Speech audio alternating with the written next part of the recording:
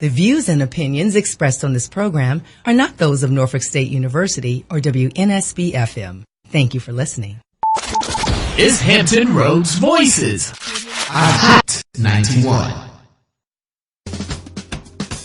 Mother's Day recognizes mothers, motherhood, and maternal bonds and the contributions women make to society. The first official Mother's Day was celebrated on May 10th, 1908. But with the challenges women face in general, how has motherhood changed? Hi, everybody. I'm Benita Adams, and this week on Hampton Roads Voices, we'll talk about what it means to be a mother in today's society. Are women and mothers still in the traditional roles of the past? With so many single-parent households, how has that led to mothers changing? And what does it mean to be a mother now? And your shout-outs to your mother. Next on Hampton Roads Voices, what it means to be a mother in today's society on Hot 91.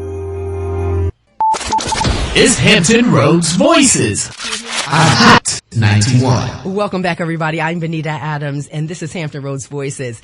And today, in honor of Mother's Day, we're going to talk about what it means to be a mother in today's society. As we know, women have changed, men have changed, life has changed. And so, of course, we would assume that motherhood has changed as well. We want to hear from you. Our number is 757-823-9110. 757-823-9110. We're talking about what it means to be a mother in today's society. We're asking the questions, are women and mothers still in the traditional roles of the past?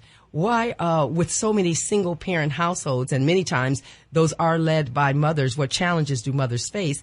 And what does being a mother mean to you? Give us a call, 757-823-9110. We have two guests. Our first in-studio guest is Miss Des Cooper, author of the book Know the Mother and a freelance journalist. Welcome. Thanks for having me. I'm so excited. Oh, I'm so excited. I just can't wait to dig into what you're going to talk about. And speaking of dig, oh, wow, wasn't that a great lead in, Monica? Miss Monica Diggs. She's the president and CEO of Journey for Success. Monica, thank you so much for being here. Thank you for having me, Benita. So, ladies, we are going to jump right into this wonderful conversation about motherhood. But first, let me ask you to tell us a little bit about yourself. Des, I'll start with you. Well, you know, it's so funny because lots of times when women are asked that question, the first thing they say are who they are to other people. Yes. So they will say, I'm a wife, I'm a mother, and I'm an ex-wife. I have a husband, as I say. And I have a husband who we are very good friends. And I do have children and grandchildren, and I'm a full-time caregiver for both of my parents with Alzheimer's. But I will say that none of those roles define me. That who I am as a writer, I feel like I was born to be that. I've wanted to be it since I was 4. And it has taken me a lifetime of juggling those many roles to actualize and to actually get a book out. It's only been out 3 years in 2016. I'm 59 this year, so it took me my life to realize a dream. I have worked as a journalist, and I am an attorney. So I've worn a lot of different hats, but I have never actually been able to inhabit that role of something I almost feel like I was born to do. Oh, and that is to write. See, I love that you start with that. I'm not this person's this and this person's this. Right. I am me. Oh, and I love that. Oh, we're going to dig into that. I love it. Monica, tell us a little bit about yourself, please. Wow. I can't wait to meet Des, actually, because I'm not in the studio, so I'm waiting to meet the Des as she defined herself. I am also a former wife of 24 years, as a matter of fact. And so as Des has defined herself now, I'll say that I actually am still trying to define exactly who I am post-marriage. You know, I have 2 adult sons that I absolutely adore, and they do adore me as well. And I also work really close within the organization I run with single mothers. And both those things, I have to say, really make up who I am, because most things that I do and the way I think, especially about those mothers, they come to my mind every day. There's always something I'm thinking about that actually will benefit them or, benefit our organization, or how can I make that work for some other mothers. So I guess I almost feel like sometimes I'm a lot of different people's mother. As a woman, I'm still defining all the different aspects of my life. And as Des said, she's just now at 59 finding, actually doing something that she feels like she was meant to do. And so now I am finding out that this seems to be what I was meant to do as well. And I'm trying to make sure that it feeds my spirit. And it feeds my spirit and my soul and the reason that I'm here.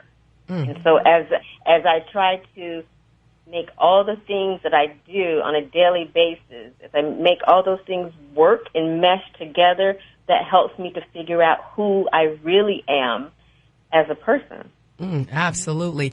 And it's so interesting. I'm going to add something to it, not by way of introduction of myself, but I want to say that I work with my brand called The Second Act, where we work with women 50 and older to answer the question, what's next?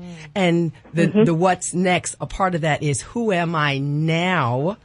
Where am I going? And how do I get there? And those are such important questions. I don't care if you're 50 or 40 or 30 or 65. You have to be able to answer those questions. Who am I now? Who I was when I was 20 or even 45 or 35. I'm not that same person anymore. And so we, as life changes, we have to change with it. I always say change is either by choice or chance. Sometimes life just happens. Life is life. And changes happen, and we didn't see that coming, and we didn't see that coming, but we keep going. And sometimes it's by choice. I am going to write that book. I am going to move from Michigan. I am going to start this organization. I am going to do this thing. And so that's so important. So I love that we don't have all the answers figured out, because life is what it is, but that we are discovering ourselves. And I think that's so exciting about being a modern woman. We can discover who we are, and if we don't like it, we can work to change it. If we want to move to something else, go ahead, Dan. What's real interesting is that's the beauty of a woman in midlife. Love that a lot of times women are so defined by these other societal norms, and it takes midlife when quite often I like that word that Monica used, post-marriage. And women are post-marriage. They might be post-children. And suddenly there is a space for herself. And you know what always happens? They have no idea how to fill that space. Well, that over the course of 20, 25 years, maybe even their entire lifetimes, they have never actually figured out who they are, what they like. Absolutely. It's not that you're different from 20 than you are at 50. Yeah, of course, that's true. But you didn't know who you were at 20 either. You didn't know who you were at 20. And so I think because women are, typically ask a woman, what do you want for dinner? I don't know. I don't care. What do you want? Yeah. What do you want? What movie you want to see? I don't care. You just pick. I don't know. And so we are so deferential. We do not assert our needs, our wants. We don't ask for help, as we talked about earlier. Right. And so we're just, we're just defined by it's almost like water that's defined by the vessel that's holding them. And so if you put the water in a tall skinny, it's tall skinny. If you put it in a low wide, it's low wide. We're just always shape shifting. And what is our shape? What is our shape? I love that you say that, because so many times, and I had written this, that we do sometimes or assume the roles, and Monica, jump in here too. We sometimes assume the roles that are expected of us. Absolutely. Okay, you go to high school, then you graduate, then you go to college, then you get married, you have some kids, and then you go work at this 9 to 5, and then you have some grandbabies, and then you retire, then you die, or whatever it is, and we just say, okay, I'm going to do that because I'm supposed to do that. But one day, hopefully, and I like that you say in midlife or some time in our lives of our finding our true authentic self and being able to say, no, I don't want this, or yes, I do want this, or maybe even to say, I've always wanted this, but I was afraid to say I wanted this. That you say, you know what, this is me, and this is what I want to do. Monica, and have you found that to be the case with yourself? Again, this is all discovery. Yes, and you often hear people pose the question, what would you tell your younger self? Yes. And so now I would tell my younger self, those things, don't be afraid to take some risks. Don't be afraid to say, no, this is the way I want to do this, or this is really who I see myself as being. This is a role I see myself, not, I can wait and do that later.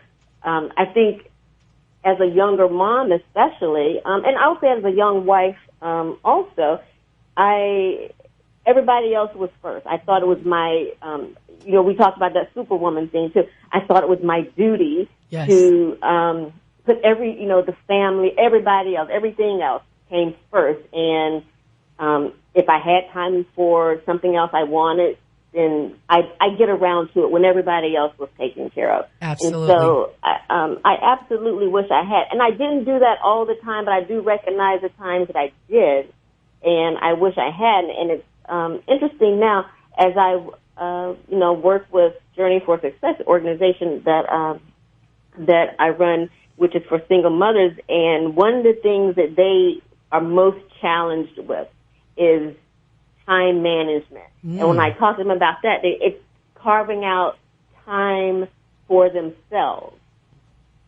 And when I see them lacking in the time that they need to reflect on what they want to do and be with and spend time with other women, just having conversations. I don't want them to get into that same pattern where they put the children and everyone else ahead of their own goals. And I know we've all heard that if mama ain't happy, nobody is happy. If mama's not happy. I see what you're saying. And I used to have when my kids were smaller, there was a little canvas painting in my house that actually said that. And they didn't get it, but that's so true, because if mama is not happy and feeling good about who she is as a woman, as a person, then that's going to show up somewhere in her interactions with her children, her spouse, her co-workers, friends. It's just going to show up. So if mom makes Monica, as you know, you get sick. Mm-hmm. Yes. It shows up in your body. Exactly. Oh, yeah, exactly. your mind and your body. It's there. Yes. Monica, hold that thought. We're going to take mind, body, and soul. Need to work cohesively, yes. Right. We're going to take a quick break, Monica, but let me invite our callers to call in at 757-823-9110. We're talking about the challenges of motherhood. Let us hear about who you are, finding yourself as a woman, as a mother. 757-823-9110. This is Hot 91. Is Hampton Roads Voices. Hot 91. Welcome back, everybody, to Hampton Roads Voices. Today, in honor of Mother's Day, we're talking about what it means to be a mother in today's society. We really want to hear from you at 757-823-9110. 757-823-9110. Talk about you as a mother, what it means to you. We're going to talk a little bit later about work-life balance. How do you do that? And what about the traditional roles that women and mothers have had in the household? Again, give us a call at 757-823-9110.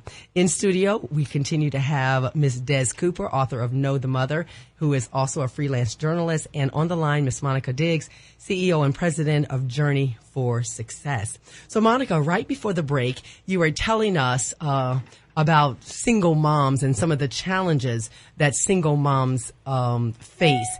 Go ahead and continue with that a little bit.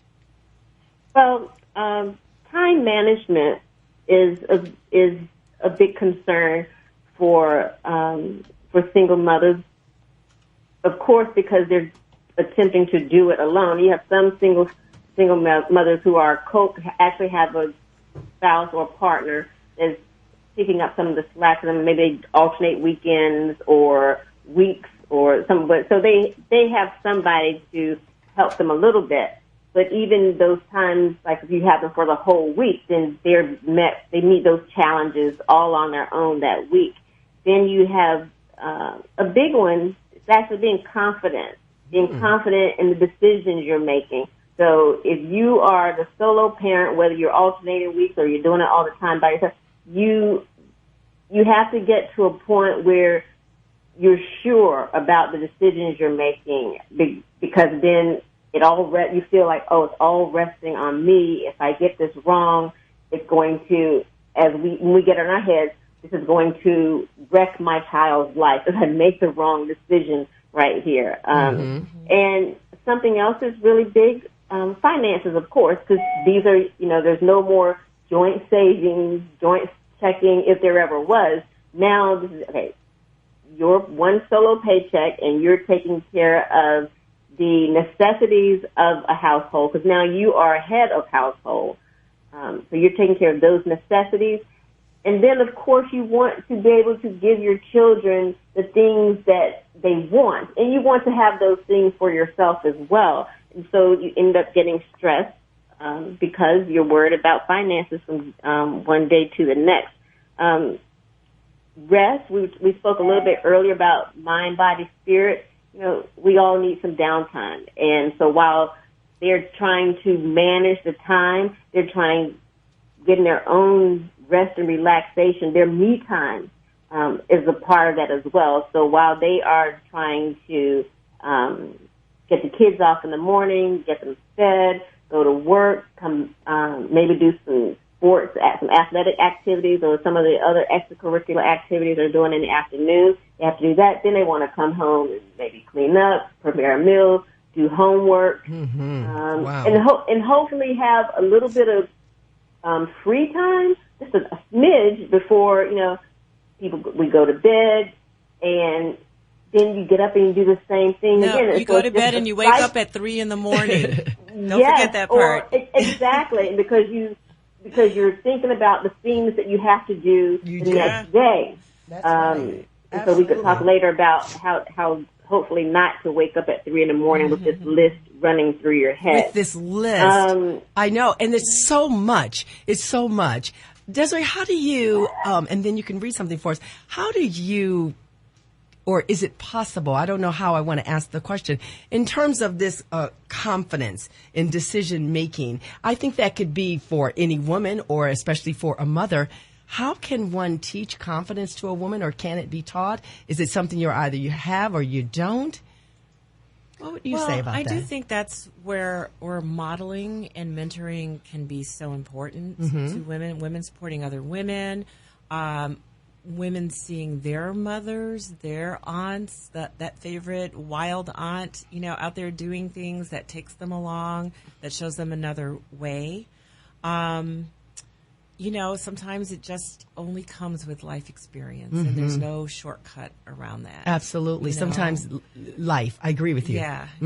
Absolutely. You wanted to read something to us. Well, we were talking about waking up at 3 a.m. Yes. and my book it's a Tell collection. us a little bit. Right. Tell us about it, because it's this is called exciting. Know the Mother. Yes. And it is a collection of what's called flash fiction. So these stories I'm about to read you one that's a paragraph long. It's flash fiction.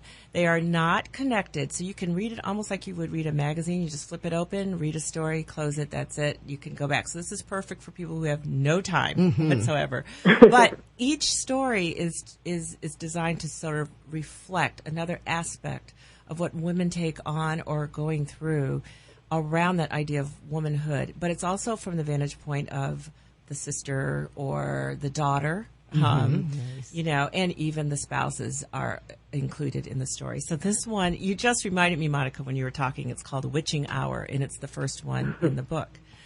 Why do we wake each night in that spiritless moment between worlds, we mothers, daughters, and wives? And why does the night abandon us to twinkling worry, to the rattling breaths of our children, to the hard floor of our long prayers? What fresh dangers tap against the black window? And why do our men snore so easily while the horror gathers? Why is it always at 3:15 that evil drags us from beneath the red wine or white pills to make us sit up and see the world so clearly? Who comes to whisper our names and turn our blood to sludge? Where is the mercy for those of us who lie awake weeping in the eternal hours before the crucifixion? Wow. So that's meant to sort of describe what that 3:15 witching hour, which is a thing. You know, women have a circadian rhythm where they do, especially older women at a certain age, between 3 and 4, yes, those eyes pop wide open. They pop open. And the world is sitting right there. And I think it also talks about how men sleep through those hours. But it also talks about the emotional labor that women do. And this is what makes motherhood in particular so hard, even when so much has changed. And that is, we are still the cruise director. Even if you have quote unquote help, how is your spouse or the parent of your co-parent of your children a helper? Right. Like they're primary, just like you are. Like that shouldn't be optional, or they shouldn't be pitching in. They should be doing what they should be doing. They're not the babysitter. Right. I'll babysit the kids while you go out. No. Right. You take care of your child while I'm out. Women, and actually, women take that emotional labor right to work. It's the women cleaning the kitchen and monitoring the refrigerator and picking things off the floor and looking at the supplies. You know, so it does not stop where we are continuously got the checklist, the who's okay, who's not okay, who needs this, who needs that. And until that emotional labor is offloaded, it is really impossible to relax, to take a breath. Because it's always going to be having you trembling on a high wire all the time because you're looking right at that big list all the time. All the time. Now, Monica, I'm going to ask you, and I'll come to Des after this, but I'm going to ask you, how has or did your mothering change post-marriage?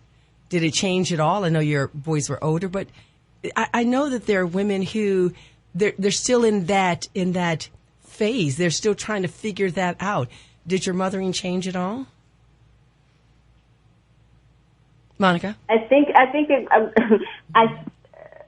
the biggest change, I believe, as I think about this, I think it became, my kids were more, my older son actually left for college the year that my former husband and I separated, so he was kind of out of the picture then. But my younger son and I, it was a lot of we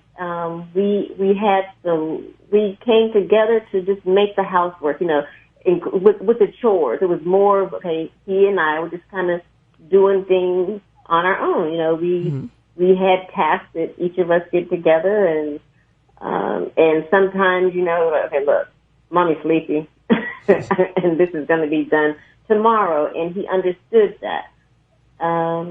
It was really more, we were a team. The two of us were a team, but I was always really careful to not tell him, you're the man of the house now. Because that wasn't true. He was a boy, and he was still, you know, trying to have fun, but, you know, he learned how to put the dishes away, and, you know, so some of those things, so he'll be really good, later, you know, whether he's married or not, he'll know how to do all those household things. But the biggest thing was we were a little team there, and I have to say that he sometimes was my little caregiver. Like I'm one of those people that kind of falls asleep on the couch a lot, and he would notice when I was sleeping on the couch and put a blanket on me, that kind of thing. Interesting. So he was my little caregiver a little bit. Do we ever do our boys, our sons, a disservice if we say, now you're the man of the house? Is that asking too much of our sons to say that, to expect that, to want that? I think it is, but we are very quick to say, not to the girls, you're a woman of the house, but you need to learn how to do what women do, and you need to learn how to do that. Your first gift is going to be a pink vacuum cleaner and a set of teacups and an ironing board. Someone gave my granddaughter, who is 3, an ironing board and an iron. I'm like, what is she going to, like, she doesn't even know what that is. Nobody even irons anymore. That's true. Nobody irons. I don't. I know I don't. So here's the point, Benita, and that is gender roles are destructive of our humanity. I mean, we are very much focused on women and how they're socialized.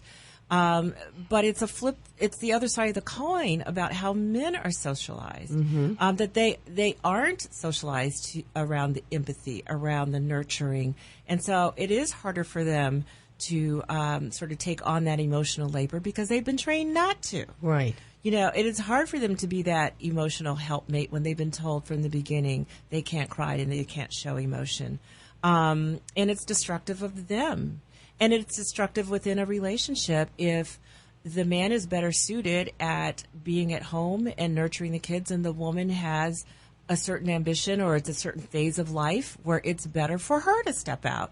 And yet, where's the support for people to make the decisions that's good for them and their family? And it's difficult. Let me give the number out first, 757-823-9110. We're talking about what it means to be a mother in today's society. And you're hearing from Miss Des Cooper, author of Know the Mother, and Miss Monica Diggs on the line, CEO and president of Journey for Success. And we're talking at this moment about gender roles. How did you learn how to be a wife, a mother, a woman? Give us a call, 823-9110. Did you see it in your home? Did you see it online? Did you see it in media? 823-9110. I ask my students sometimes, and both of you ladies, I ask my students sometimes, and I, of course, teach here at Norfolk State University, and they are 17, 18, 19-year-olds and 20 and so forth. And I ask them sometimes, I said, in 2019, you as modern women, that's the term I use for them, modern women, can you, and that goes really back to your point, Des, would you accept a mate if he said, well, I'm going to be a stay-at-home dad. I'm going to be the stay-at-home stay-at-home dad, stay-at-home parent, and I'm going to let you go out and work and make all the money and as my woman, as my wife, as my partner, and then I'm going to do that. And I don't know why I was surprised, but they said, no, we would never take a man who wouldn't go out and work. If he says, I could stay home, yeah. What do you think about that? These are these gender roles that we have to get rid of. Has it changed? What do you think, Des? Well, it's very deeply entrenched and deeply reinforced. And so anyone that is trying to live outside of those norms is really bucking everything. They're bucking society. They're bucking institutions. When I was married for 25 years and I kept my quote unquote maiden name. I call it my birth name. Your birth name. And, it was hard at first for me to get, my name on a credit card, joint bank accounts. You know, I got married in 1984. My own mother would send me letters to Mrs. XYZ, and I'm like, Mom, my name is my name. Right. You know, but so there was no room for me to be that person in our relationship.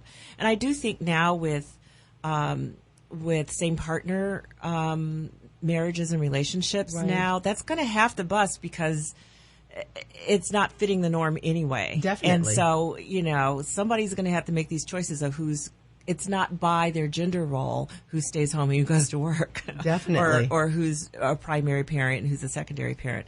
So I think it's kind of sad that women are not open to that. And I do think that one catch for them they might feel that you know, the script gets flipped on them, that you end up taking care of a husband at home as well as the children. Right. Instead of the reverse. And Instead for them, of the that's reverse. hard. Yeah. Monica, we're going to take a break. When I come back, I'd like to ask you your thoughts on that. So our number again, 757-823-9110. Give us a call. What do you think about flipping the switch or the script? Our number, 823-9110. This is Hot 91. Is Hampton Roads Voices. Hot 91. Welcome back to Hot 91 and Hampton Roads Voices. Let me jump out and just give you the numbers right away because we really want to hear from you. Our conversation today is what it means to be a mother in today's society, and we know Mother's Day is very soon. So Ms. Des Cooper, author of Know the Mother, and Ms. Monica Diggs, CEO of Journey for Success, are joining us on the phone and in the studio. And the number, 757-823-9110. So, Monica, right before the break, we were talking a little bit about these gender roles, and I was mentioning that I had talked with my college students that I instruct, and many of them said that they that they believed in, I'm going to put in air quotes if you could see me, the traditional roles in a relationship.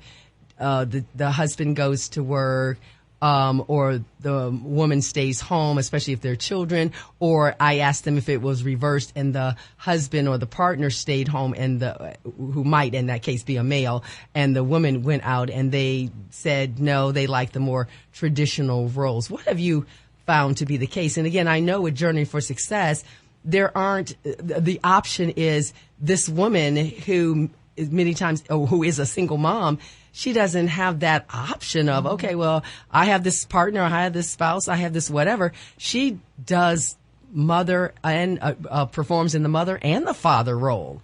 How have you found that to be? Yeah. Well, like you said, in my work, mom is everything. While some of them have a partner or a former spouse, and and they're fortunate enough to have someone to co-parent with, but most of the time that's not the case, and mom is doing everything. Mm-hmm.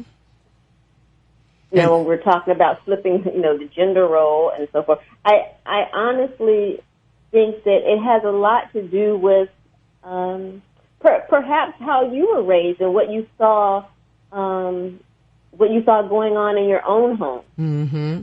What were the expectations, or what traditional or non-traditional roles did your parents take on in your own household?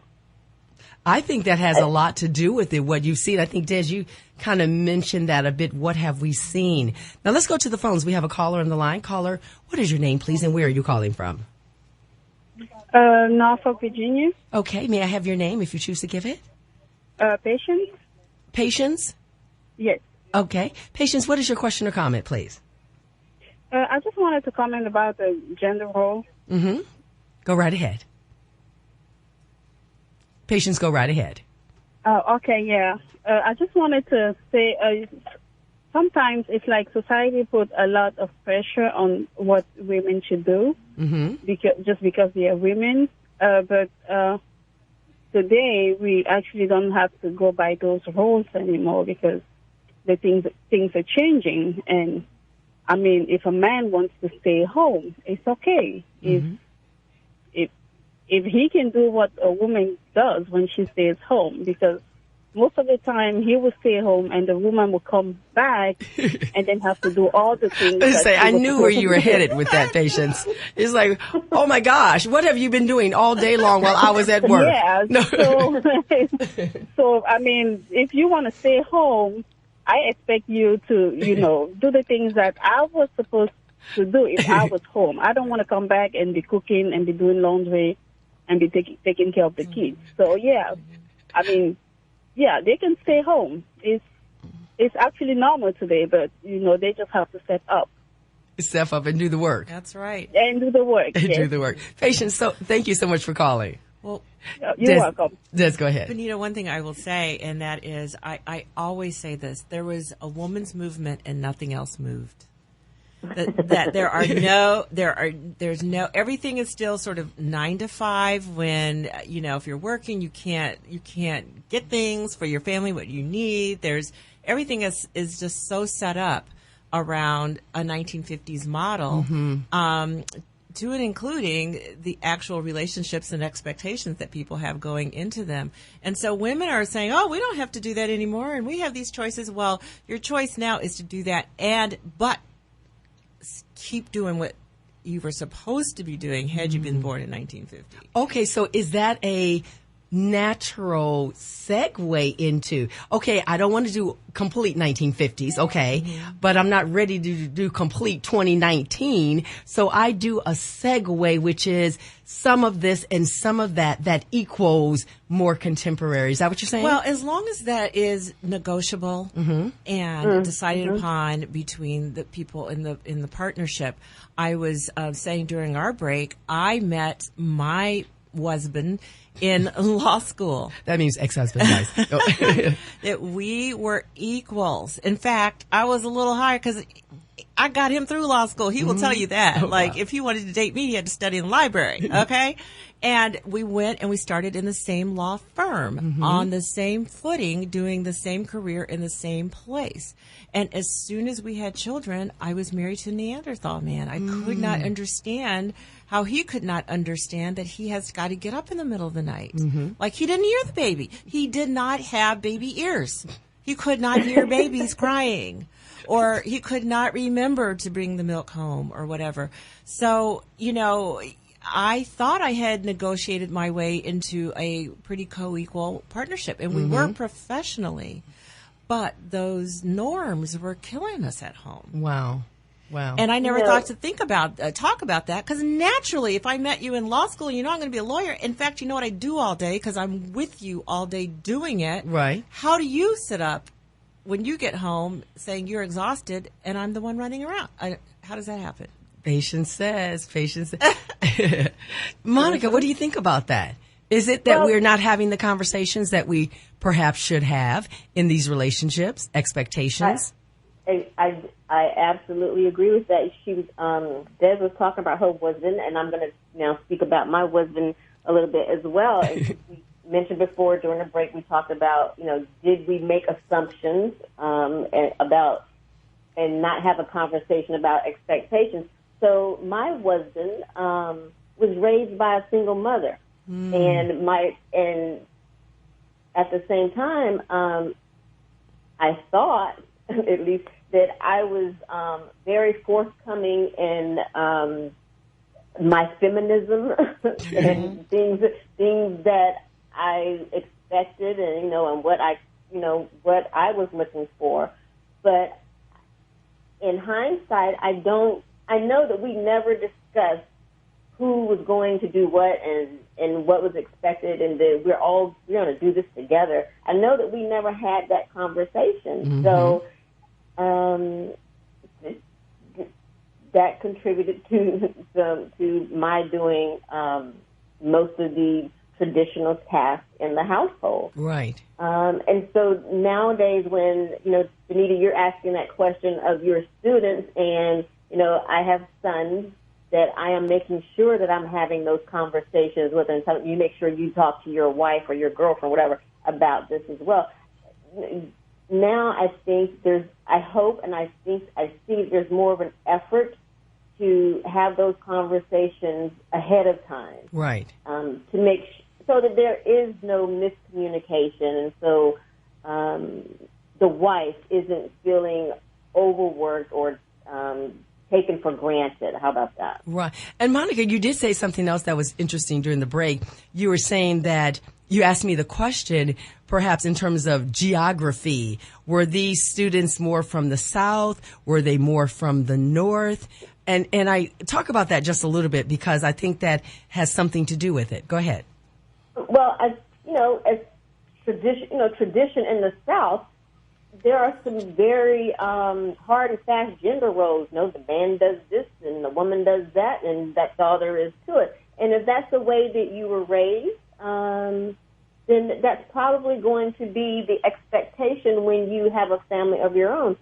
And maybe out west, on the West Coast, and maybe up north, those are not hard and fast rules. There may be some places, but again, I think geographically, maybe there's some research out there that we would look at that, or maybe just taking a poll of your students on campus there, Benita, to see, where these original, where the origins of those gender roles or gender expectations expectations, where those things are actually coming from. Absolutely. I don't know if you guys are on Facebook a lot. I am on Facebook a lot. I am. Uh-huh. Have you seen, every once in a while someone will post this question on their page.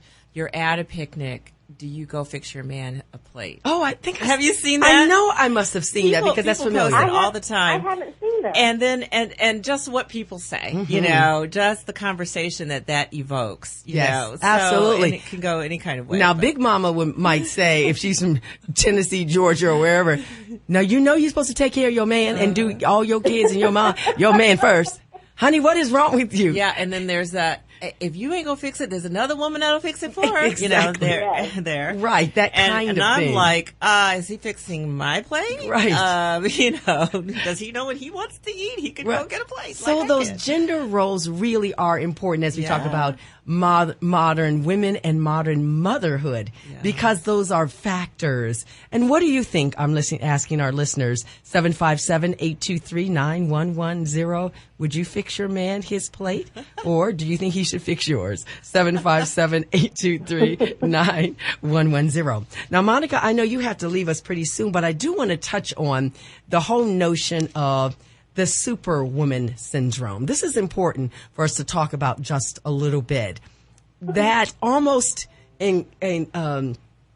shares, as we were talking about, the woman, she can do this. You know that old song, I can fry up the bacon and put it in a pan and never, ever, ever let you forget you are man. You know, that's that whole thing. Monica, what do you think about this superwoman syndrome? We had talked about earlier that sometimes we need to ask for help. You know what? I don't know if we were just talking about the social media post, and there's one that I've seen a whole lot. And it says, it's okay to not be okay. And so that means it's okay to tell people that you need help and ask for help. I'm not one of those that believes that you can have everything that you want.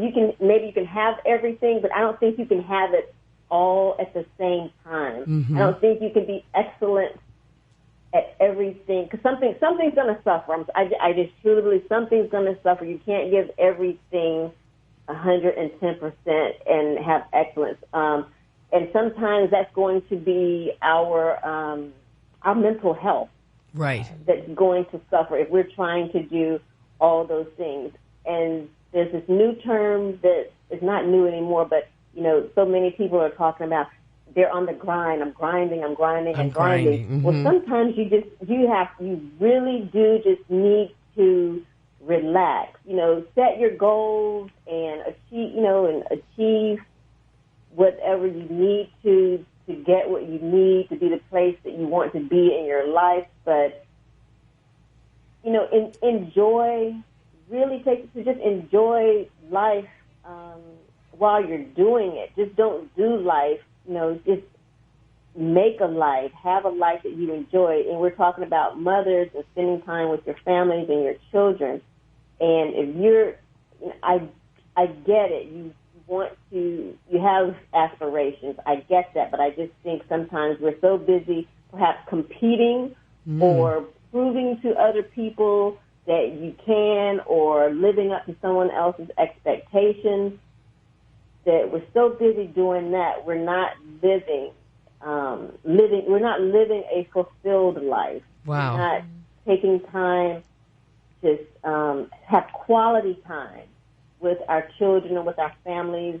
One of the things that we talked about before is when we were talking about challenges for single moms. Right. Time is something that they are missing. They are, they're overscheduling with whether it be trying to advance in their education or doing the activities with the kids or just whatever. They're overscheduling. They don't have enough time, and they're missing out on the me time. And, real quick, there was a woman, a news journalist a few weeks ago, I believe she committed suicide, and she had recently divorced, and she left a brief suicide note, but the gist of it was she was depressed and she was overworked. And there was a lot of anxiety behind her divorce and being a single mom trying to do it all. I just don't think we can't do it all. We don't have to try to prove anything to anyone else. But ourselves. And sometimes they say you can have it all, but not all at the same time. Monica, I know you're going to have to leave us. Give us your contact information. How can we find you?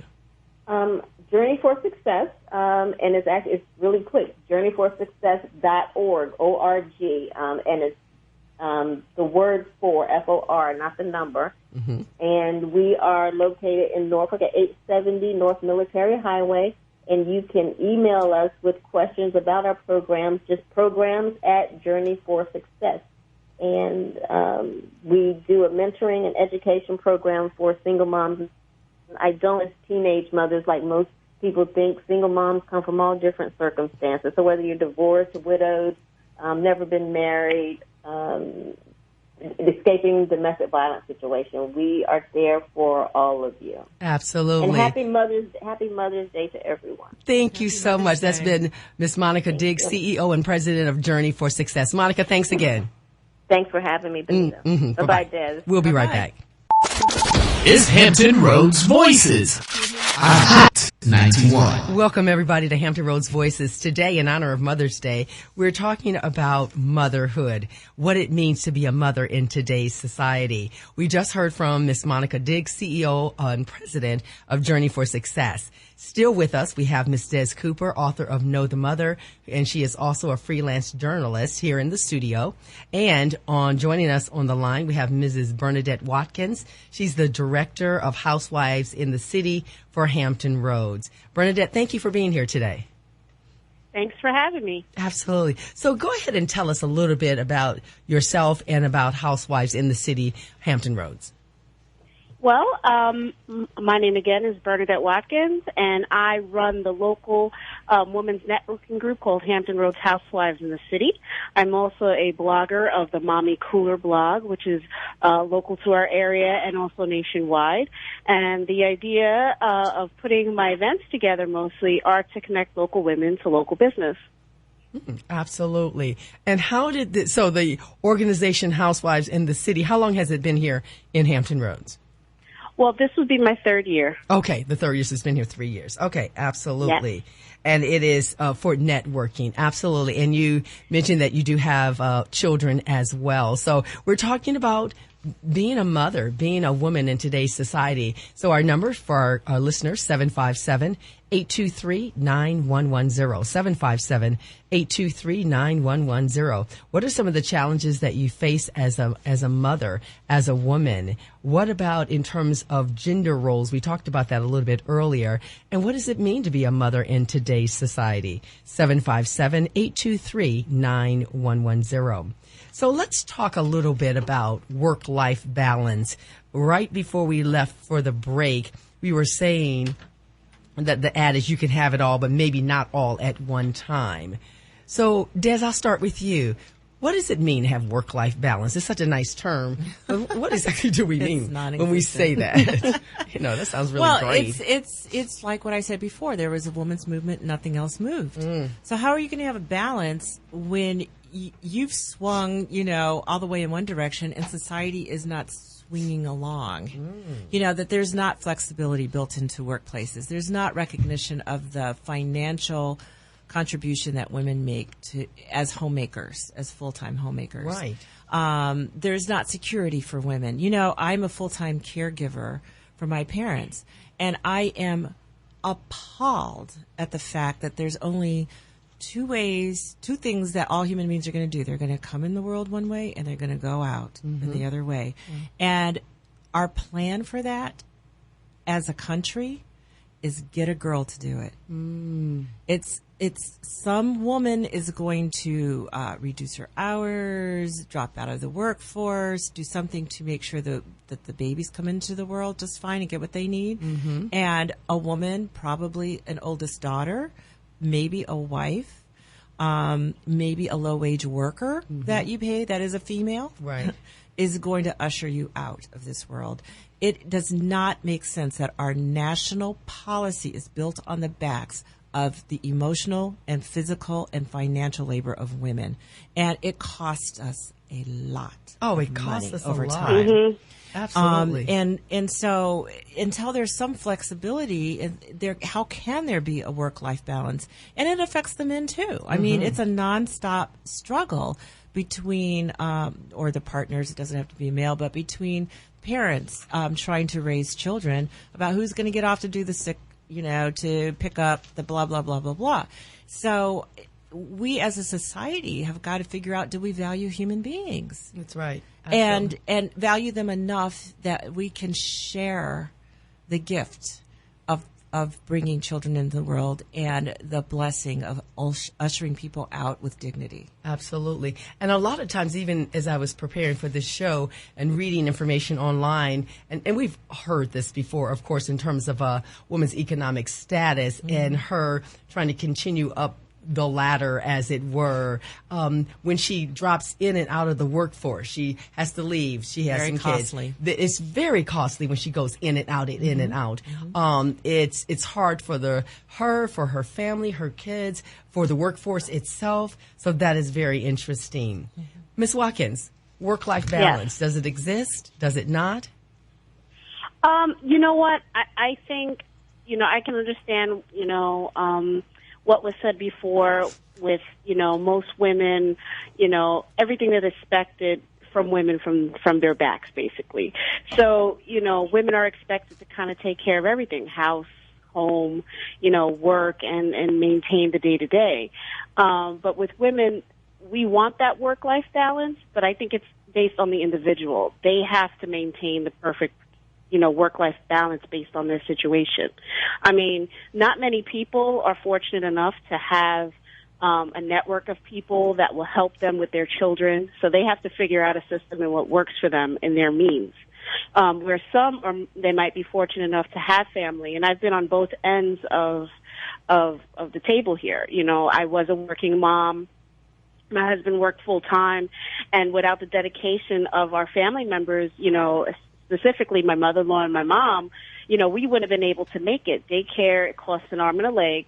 And like many of us, women have to make that hard decision sometimes to, sacrifice, what they want to do in order to take care of their families. Otherwise, they're relying on other people to raise their children. Now, fortunate enough for me, I had my family around to kind of help me do that, so I was able to, pursue my career and what I was doing at the time. But, when I had to make the major change for myself was when I moved from New York to Virginia, and, I made the challenge to stay home and do what I couldn't do because I was working. Living in New York, economically, it was not feasible for me to stay home at the time when my children were little. You know what I mean? But coming here, I was able to kind of do that. And, my husband's position, I had to make that change. Was it a hard change? Yes, it was, because I wasn't used to it. I was used to being the working mom. And working mom is different from stay-at-home mom. It's two different lives. And, mentally you have to prepare yourself to be that way. When I had to transition into the role of working mom, then, it was a harder thing. Did I have a work-life balance when I worked? I would say no. I didn't know what that was. You know what I mean? But as I started to, learn my role as a stay-at-home mom, I started to develop my own ways of trying to earn an income of my own and still maintain myself as the individual while still being able to take care of my family. And this is what many people struggle with, because they go to these jobs day in and day out, and it could be positions that they don't particularly like, but they do it because they have to. They have no other choice.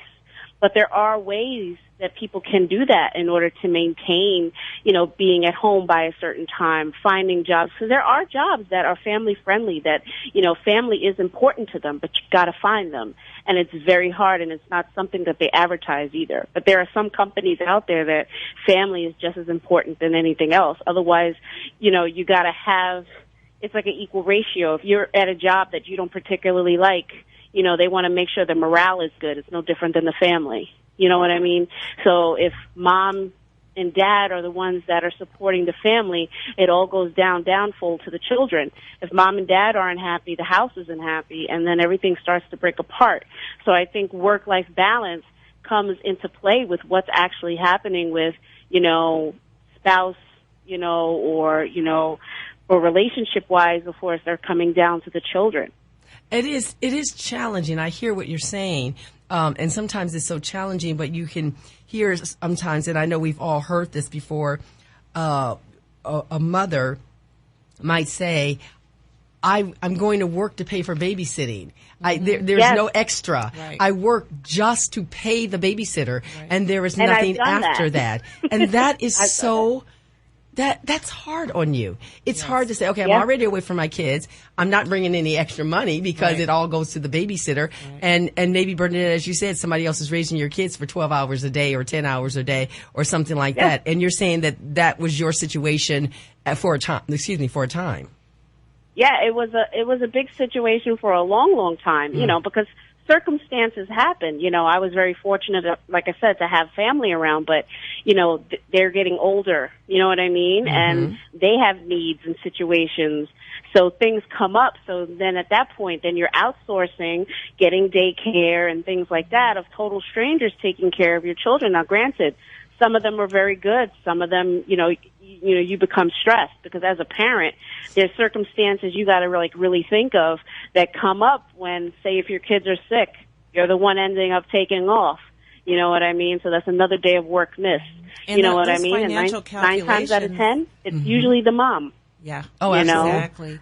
And those financial calculations sometimes make the decision for you. Yes. And so Yes. that as a woman, it's not really a choice as to, whether you stay home or whether you go to work. You might be forced in either direction. Right. Because of the financial demands or what things cost out there. And this is my point about public policy's got to change so that people can offer their best selves to their families and Right. to their jobs. And to their jobs. Absolutely. Right. And that's that balance. So what do you think about work-life balance? Give us a call. 757-823-9110. 757-823-9110. This is Hot 91. Is Hampton Roads Voices. Hot 91.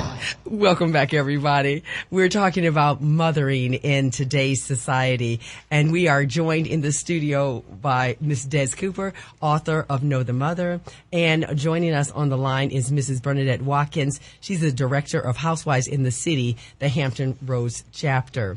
We also want to hear from you, 757-823-9110, 757-823-9110. What does that mean to be a mother in today's society? 823-9110. Okay, ladies, I told you during the break I was going to ask you a question. And Bernadette, I'm going to start with you. And the question is, sometimes we hear a person say, okay, I don't want my kid necessarily to have to go to the babysitter for 10 hours while I'm at work or something like that. And yet, I see it in two different ways. Okay, if they're of school age, if they're not homeschooled, and they're of school age, they go to school approximately 8 hours, something like that, 8-9 hours.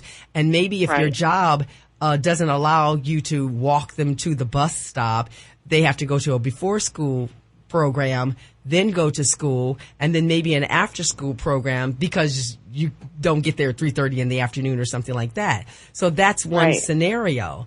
And yet sometimes we hear it. So that's many, many, many hours with someone that they don't necessarily know, which is, it may not be you or your kid's other parent.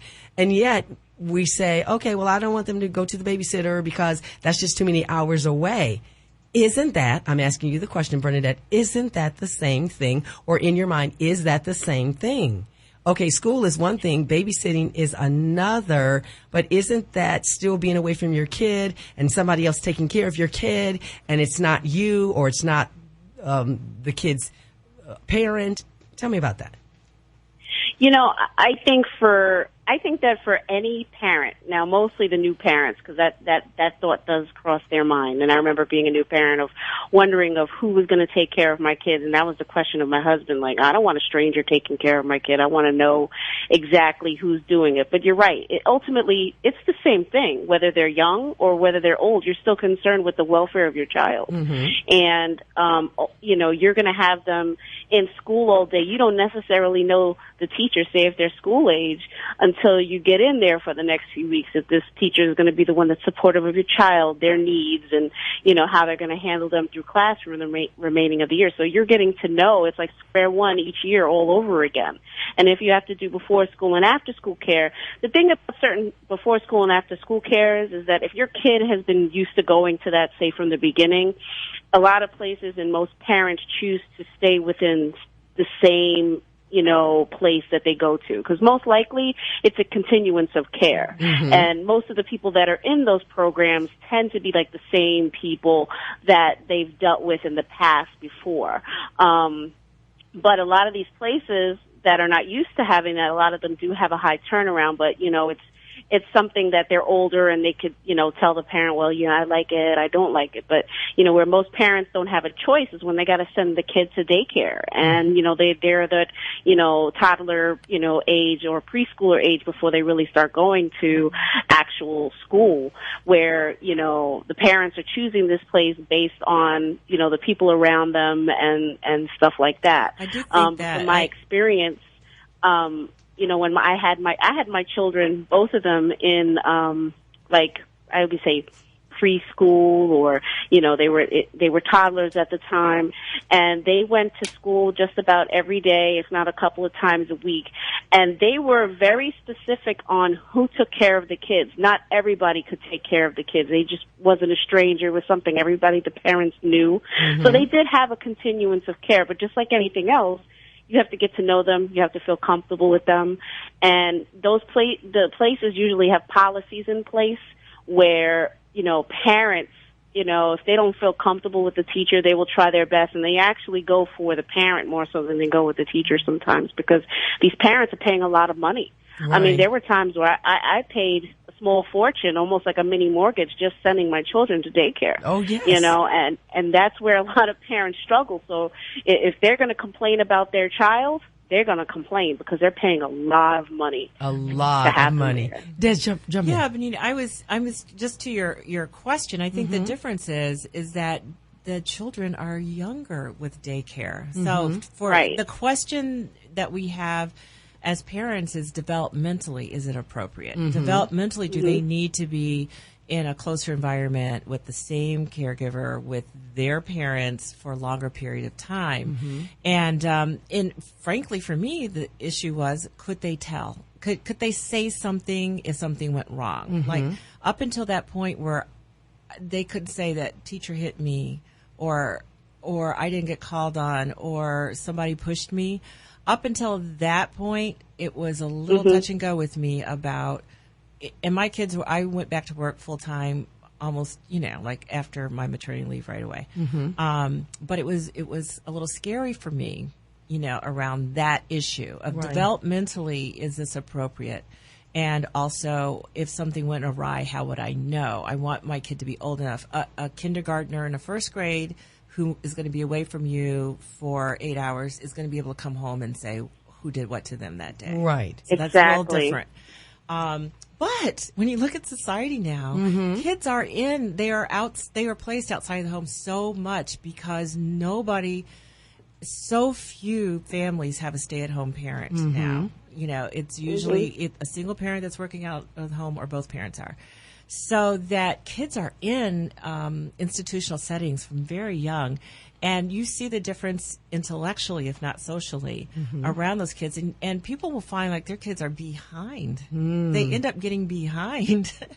At the age of 3, they're behind. Wow. They're not learning what the other kids are learning in terms of the skills, potty training, wait your turn, and then the academics start seeping in. So it's kind of an interesting thing. Like society has upped the ante around when education really begins. Right. And when you got to get started, or your kid is not going to be up to par. That's true. And you also, as parents, if everything was equal and they're equal in the world and society, you also have to think about the quality of the daycare and education. There are some parents, and you're absolutely right, Bernadette. It is a small fortune. It costs a lot for daycare. Let's say you have more than one child, and you have to put both of those children, or all three of those children, or something, depending on their age, into some sort of daycare setting.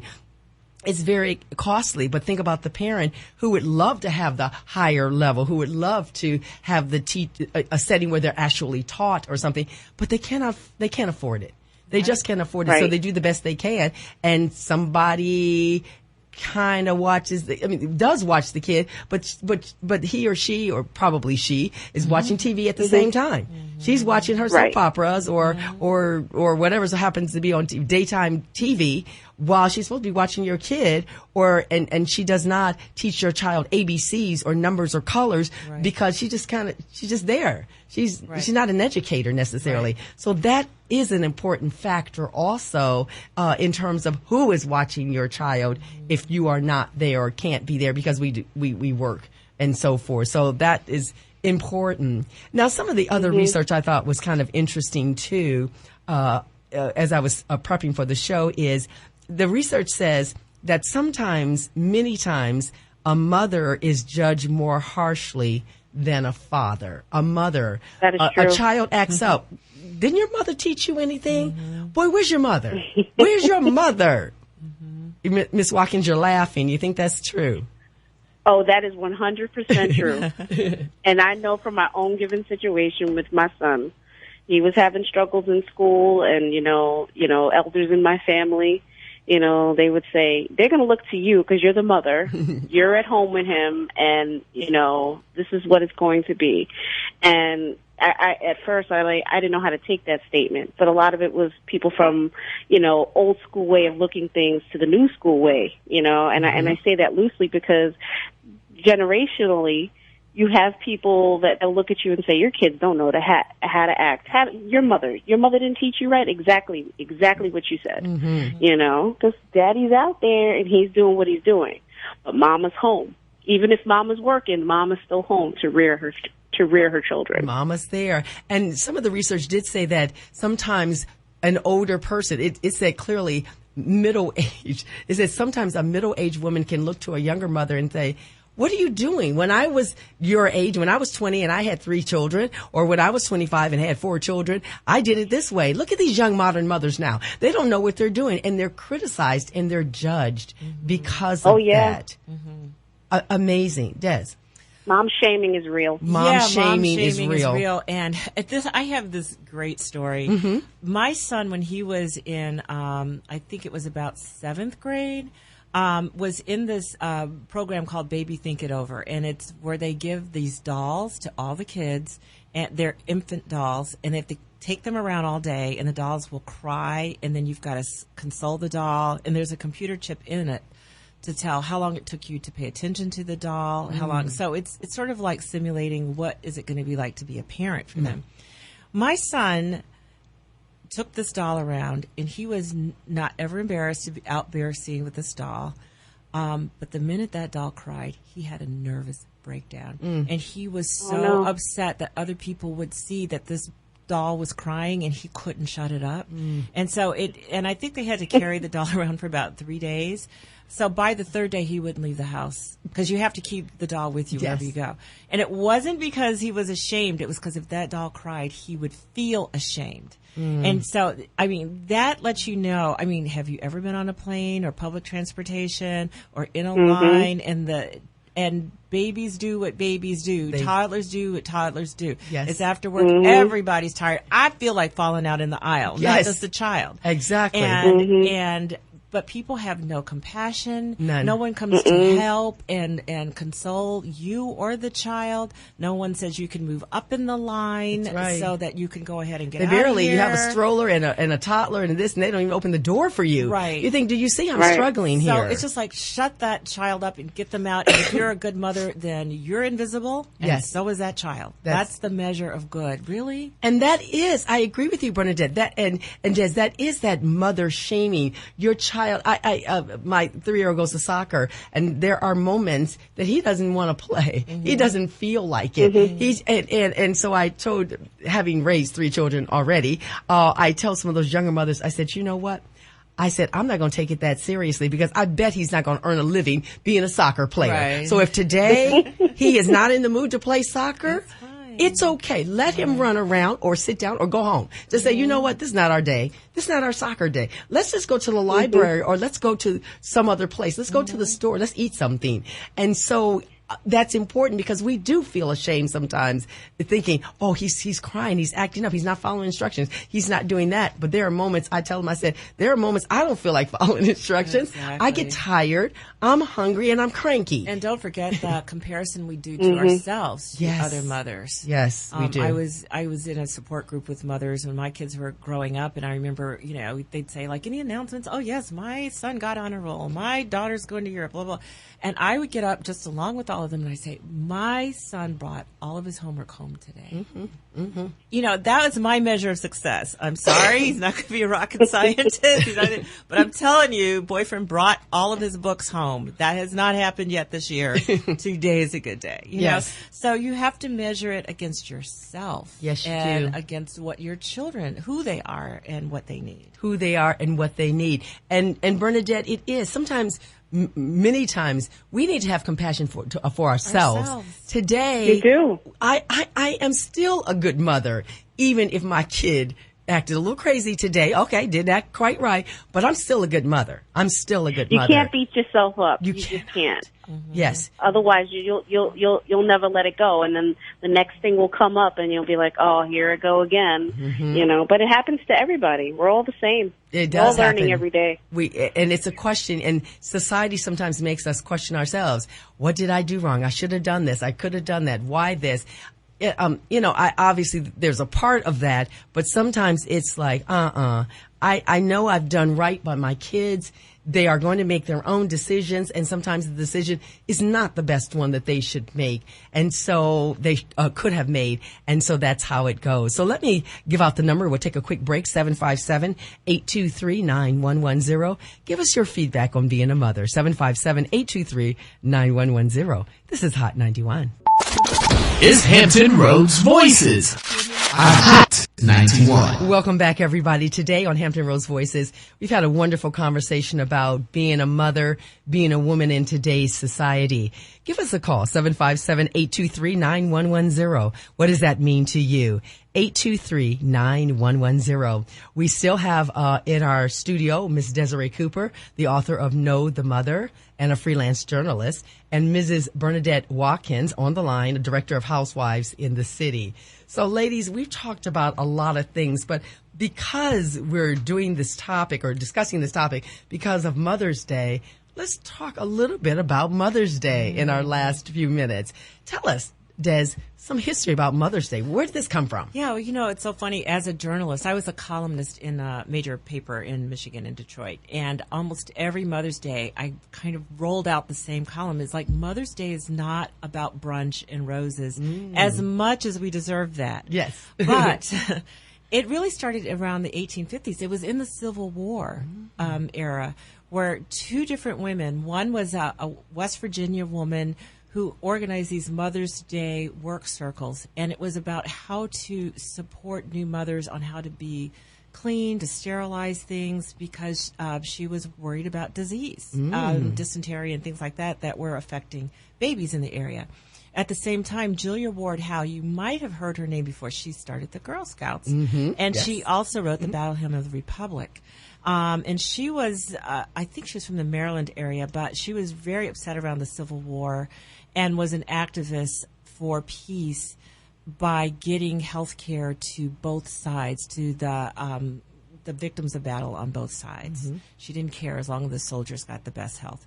So these 2 ideas converged a little after the war. West Virginia, I don't know if you remember, but West Virginia was divided in half, that some of the state was free, some of the state was slave. And so you actually had, families torn in half, where one half went one way and one half went the other. So when the boys came home, there was no peace in these towns. It was terrible. It just kept going. The Civil War kept being fought. And Anna Jarvis was like, no, we are all mothers of all of you, and we are fighting for peace now. Just be peaceful. Just stop. And Julia Ward Howe had the same thing. So these two women came together, not physically, but the ideas meshed to a Mother's Day of Peace. And that's what it was called at first, Mother's Day of Peace. Wow. And it took forever for it to kind of wend its way and become an official proclamation. By the time that happened in 1908, it was, let's honor moms with roses and blah, blah, blah. Mm-hmm. But we have to remember, women, that this is a day about our power for peace on this planet. That's what it was about. And so somehow we've got to recapture that. Of course, we need to be honored. I think we deserve a day. I think fathers deserve their day. But at the same time, I don't know, it's just sort of gotten so commercial that how do we get our power so far then? Away. Let's jump into that for just a second. How do we get this power? Well, I think part of it is do not allow the divide and conquer that has been so successful around keeping certain institutions in power. So women cannot backbite, and they cannot tear each other down, and we have got to be supportive of each other. We've got to have sympathy for each other, and we've got to build each other, not tear each other down. So I think that's part of it. I think literally protesting and having, register to vote people on Mother's Day. Get out there and talk about issues that you care about. And it doesn't matter. I'm not talking Democrat or Republican. I'm just talking about get off your butt and think about the world you want for your children and start building it. Oh, love. Yeah. Bernadette, what do you think in terms of Mother's Day? What does it mean to get our power back? What does that mean to you as a mother of two, as a wife, and in your organization, Housewives in the City, Hampton Roads, you talk about gathering women together and networking. That seems very much aligned with your mission. Yes. And, I think for mothers, Mother's Day should be every day. It shouldn't just be one day a year, because like us, even though I'm a mom now, I was raised by a strong woman, you know what I mean? And then, the line just goes from there. So, women that have, given us stuff to continue on with what we have with our kids and, having a daughter, I'm hoping when she has her own children that she will take part and be strong in her own right as a mom, when she gets to that point. But I think for women, and I agree with Des when she said, women have to lift each other up and not tear each other down. And, in our competitive nature, I don't think that's something we mean to do. I think it just happens sometimes, and, people don't realize what's actually happening until after it has been done. But with most women, I think they are generally supportive of other women. It's just a matter of reiterating that every time, that it's about keeping ourselves together. We're all moms. We all go through the same struggles. We all have similar situations, no matter the background. And, mothers need to connect with other mothers to make sure that, that they have some sense of like what's happening with their kids. Because there's some moms out there, believe it or not, and I've come across this many times. They have no friends. And it's hard to hear that because you would think you're an older person, you've gone through things, but what I find a lot of women, especially in certain age groups, that they have a hard time making friends. And, it's you think you go through it in your school years, but no, it actually happens as you get older. Women go through different stages of their life. They have friends at certain ages when they're, in their 20s. And then when they get to their 30s, those friends they had in their 20s are not necessarily their friends. It's almost like they're starting from scratch all over again. And then women go through another change. Like we're constantly going through changes. So women need kind of like that affirmation from other women to say like, hey, yes, you're doing this. Yes, that support and that love from each other. And that's what I get a lot of feedback from a lot of ladies that attend my events is that, they've even told me that I've empowered them. And I'm just like, hey, I'm just trying to get ladies together to come out having a good time and connecting with, the local community, which is my mission. But at the same time, they're looking to me as that person that's driving them. So I have to say that I'm very happy to kind of get that feedback. And, and to connect more locally with more women to kind of, feed that mission. And if Mother's Day was the start of all of that, then by all means, it should be Mother's Day every day. Every day. How has your book, Know the Mother, how is that giving us the power back? How has that empowered us? Tell us about that. Tell us a little bit about the book in that so nice sense. Of you to ask that question. It's, as I told you before, it's 31 very, very short stories called flash fiction. Some are a paragraph long. And they bring to up to the surface feelings that many women may have had but have been afraid to articulate. There's a story of a woman, it's called Morning Chair, of a woman sitting by the window waiting for her daughter to come home from a date, and time is getting later. And of course she's thinking, I used to have her in my arms and now she's out there in this world. But she goes through sort of like the history of her relationship with her daughter, and it was not always great. And in fact, even though she was expecting this baby and loving it, there were times where she was depressed and suicidal. Do we talk about that? No, we don't. We talk about postpartum depression, but it all doesn't always happen post. It happens during a pregnancy. There's so many changes that are going on and so many stressors that you're happy about it till you're not. There's a day where you're like, I cannot do this another day. Do we talk about these kinds of things? And can you love your child and want your child and still feel threatened by your child's very existence? Yes. Can you feel competitive with your child's ambitions? Your child has wings, and what does that mean for you? That what you does don't? That mean? That you don't get to fly? Right. Or he or she is fulfilling a dream that maybe you had the same dream, and yet because of circumstances, choices, and what have you, you are not able to fulfill those dreams. How do we start having these conversations, these areas of our lives that we know that we need to talk about? How do we even start a conversation? My little contribution to that, like Bernadette is a big real world vision, and she's touching millions of people. My little corner world is I write things. And I will say that this book has people are picking it. So a lot of books, it's the first 6 months you got it. It's like the first weekend of a movie, how you got to get all your money then, and then it falls off. Books are like that the first 6 months. But mine has been a slow tick up over the past few years because people read it and pass it around. They're reading it in women's groups and in their book groups because each piece is a question. It's asking a question about motherhood, about how do you really feel about things, about these relationships, about what do you really know about your mother. I mean, the title story, Know the Mother, a woman sitting by her mother's deathbed. She goes to change the laundry while she's coming back up the steps. She hears her mother singing, and she's never heard her mother sing before. Wow. And she's like, are you, in some ways, it's like, are you kidding me? This woman is dying on her deathbed, and I never knew she could sing. So the question is, who is your mother? And when are you going to ask that question? When are you going to figure out who these people really are as people? Not as what they can do for you. And I heard this, and then, Bernadette, I'm going to ask you that question as well. It's so interesting. This morning, on the radio, I heard a story about a young woman whose mother had passed just 2 years ago. And she had a conversation with her mother's best friend, not to get to know her more as a mother, but as a woman. Who was my mom? What were her aspirations? What were her dreams? What did she want to do? And she had recently had a child, and therefore it made her miss her mother a little bit more because her mother was not there to tell her about her when she was a baby and to give her advice and those kinds of things. So, Bernadette, how do we move forward? How do we start these conversations? These very, very important conversations. Well, I think like anything else, it's starting to have a conversation and ask the question. I mean, as many of us, we still, if we have our mothers around, it's the time to start becoming their friend.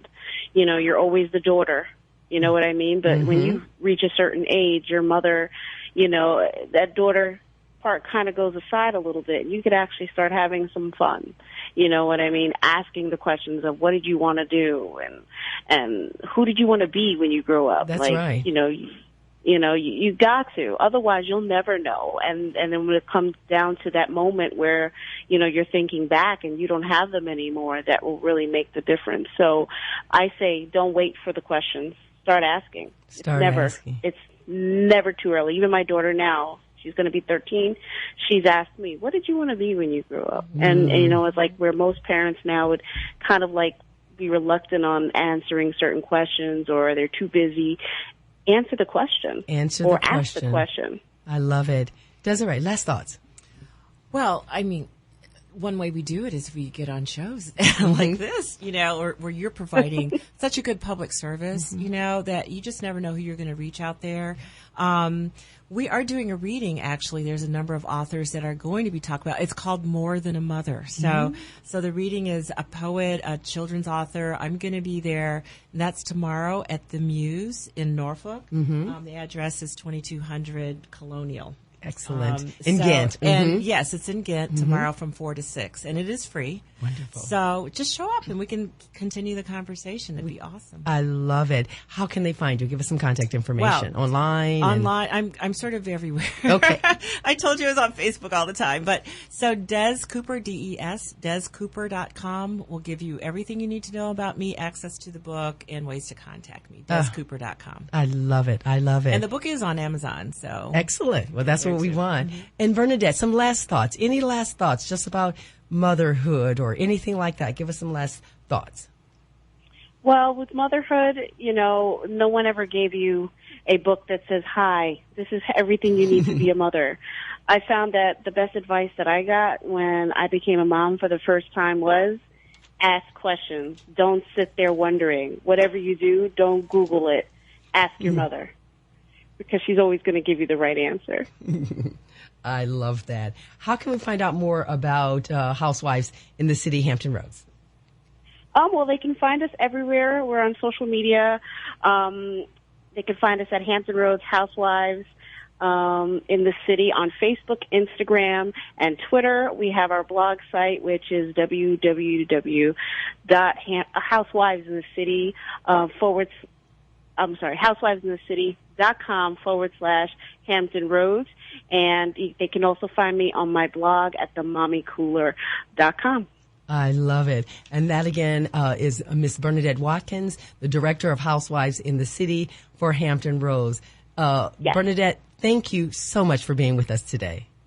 Oh, well, thank you for having me. This was a very enlightening conversation. I've loved it. And then again, Ms. Desiree Cooper, or Ms. Des Cooper, author of Know the Mother and a freelance journalist. Des, it's been wonderful. It has been a blast. This is the fastest 2 hours I've had in a long time. Really fast. And earlier we had Ms. Monica Diggs, CEO and president of Journey for Success. This has been a wonderful conversation. Again, the 2 hours went very quickly, but again, don't forget, we are here every Friday at 5 to 7 p.m. You can hear this rebroadcast. That would be Sunday, 12 noon to 2 p.m. Also, don't forget to follow us online at hot91online.com. We're on Instagram, on Facebook, and also on our YouTube channel, Hot 91 Online. Just look up Hampton Roads Voices. If you have any conversation that you want me to have, don't forget to email me, bkadams@nsu.edu. That's bkadams@nsu.edu. And I want to wish a really warm, happy Mother's Day to all the mothers, mother figures, aunties, all of you out there. It's been a wonderful, wonderful conversation. So we will see you next week.